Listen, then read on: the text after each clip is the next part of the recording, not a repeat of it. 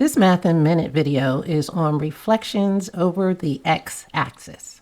So let's take a look at the different quadrants as it relates to reflecting over the x-axis. So if we have a point, for example, point A, in the first quadrant, its reflection over the x-axis is going to land you in the fourth quadrant. Likewise, if you started in quadrant 4, for example, C, if you reflect over the x-axis, you would land in quadrant 1. Over here, if you had a point in quadrant 3 and you reflect over the x-axis, you would land in quadrant 2. And again, likewise, if you started in quadrant 2 and reflected over the x-axis, you would land in quadrant 3. So let's take a look at some examples with different points. So our rule for reflecting over the x-axis is the x-coordinate stays the same and the y sign, the sign of the y-coordinate changes. So if y is positive, then it changes to a negative. If y is negative, it changes to a positive. So A is at position 3, 2. So we're going to keep our x-coordinate the same.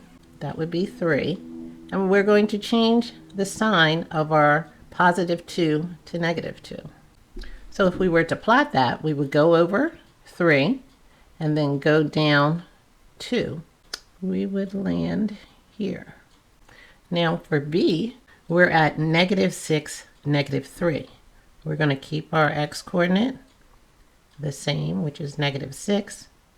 And we're going to change the sign of our y-coordinate. So it's negative 3, so it becomes positive 3.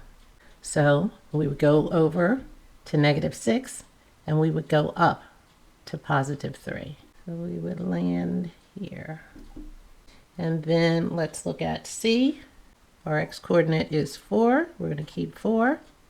And our y-coordinate is negative 7. So we're going to make that positive 7. And on our graph, our C would be going over to 4 and then up 7.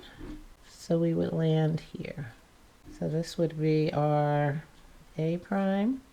This would be our B prime and our C prime. So again, the rule for reflection over the x-axis is our x stays the same and our y changes signs. Any math topics you would like me to cover, please leave in the comments below. Thanks for watching. Please subscribe, like, share, and we'll see you next time.